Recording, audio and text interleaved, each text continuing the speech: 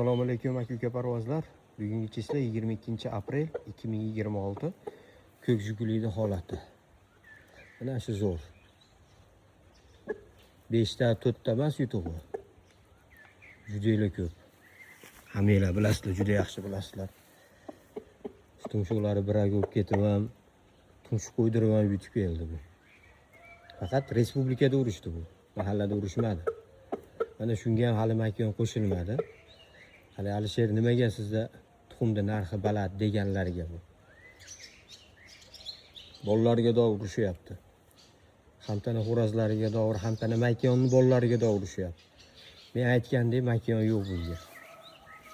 Kelganiga mana qancha bo'ldi? Hali bitta to'pi qo'shilgani yo'q. Alisher senda nimaga tuxumlar narxi qimmat deganlarga prosta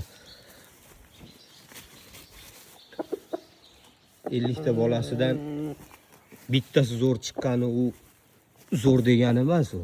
Nomi ulug' supasi quruq emasda bularda.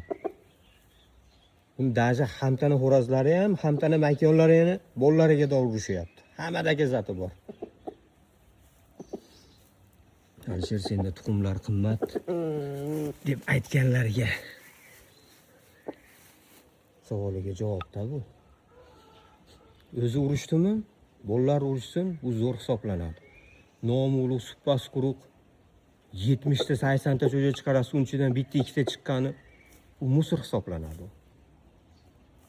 Kimlargadir og'ir botishi mumkin. Yana bolasiga dordagi zati bor. Hamtana tovuqni bolalariga dordagi zati bor.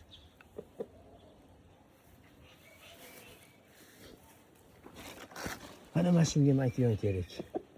Hali qo'shganimiz yo'q. Quruq maqto va gapni eshitasiz xolos. Menga rezultat ko'rsatsin bolasi, men aytgan pulingni beraman. 1000 desa 1000, 1,5 ming desa 1,5 ming.